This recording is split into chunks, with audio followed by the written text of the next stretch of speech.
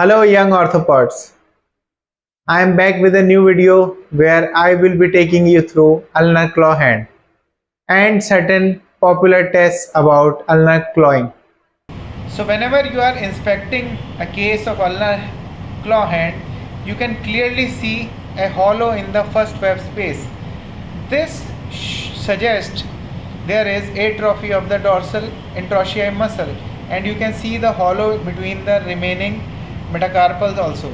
This suggests or this displays that there is loss of muscle mass of the dorsal interosseous. All the interosseous of the hand are supplied by ulnar nerve, and this suggests that there is ulnar nerve injury. And if you clearly see the fourth and the fifth finger, there is extension at the metacarpophalangeal joint of the fourth and fifth finger and flexion at the distal and the proximal interphalangeal joints. So this is the classical clawing which is seen in ulnar claw hand. But if you see the index finger and the middle finger, neither there is extension nor there is flexion at the above joints.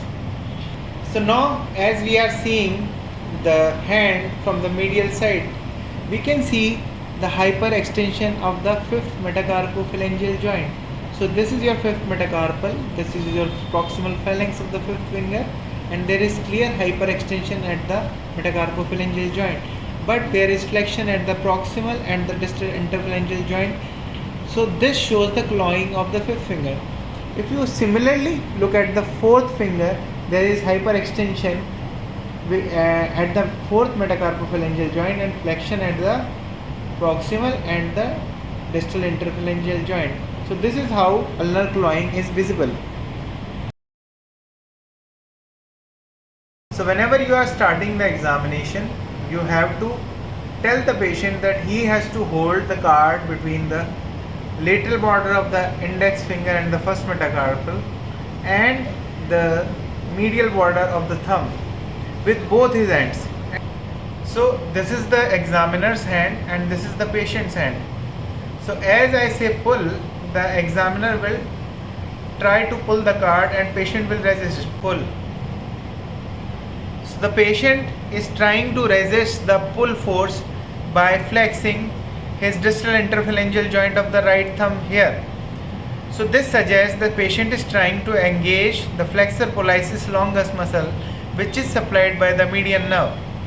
But if you see in the opposite hand, patient is not flexing the distal interphalangeal joint because his adductor pollicis muscle is okay, and so he can hold the card with it and resist the pulling force here. So this is how we can demonstrate the Froment sign. So now we are demonstrating the card test in the ulnar nerve injury. So you have to take a card and you have to hold between the index and the middle finger.